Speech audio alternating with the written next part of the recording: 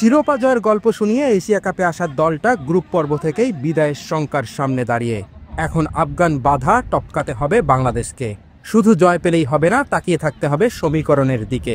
বিশ্বের অন্যতম সেরা স্পিন অ্যাটাক কিভাবে সামলাবে বাংলাদেশের ব্যাটাররা? রশিদদের প্রশংসায় ভাসালেও জয়ের ব্যাপারে আশাবাদী স্পিন কোচ মুশতাক আহমেদ। বিশ্বাসটা গুরুত্বপূর্ণ। আমরা বিশ্বাস করি পরবর্তী রাউন্ড নিশ্চিত করব। আফগানিস্তানের স্পিন খুব ভালো, তবে আমাদের ব্যাটাররা জানে কিভাবে তাদের আটকাতে হবে। আবুধাবির জায়েদ স্টেডিয়ামে ফ্লাডলাইটের নিচে অনুশীলন করেছে টিম টাইগার্স। এ ম্যাচে একাদশে পরিবর্তন আসতে পারে। তাসকিন আর নাসুমের ফেরার সম্ভাবনা উজ্জ্বল। সাইফ হাসানের খেলার সম্ভাবনাও 50-50।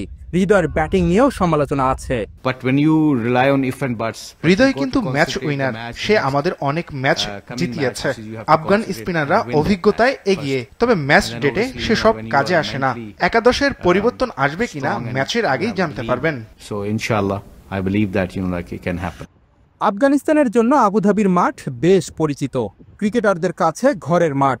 তবে ম্যাচের আগে তারা অনুশীলন করেছে দুবাইয়ে। ক্যাপ্টেন রশিদ খানও বেশ নির্ভর। ম্যাচ জিততে বেশ আত্মবিশ্বাসী আফগান কোচ, কারণ দুই দলের 12 দেখায় এগিয়ে আফগানিস্তান।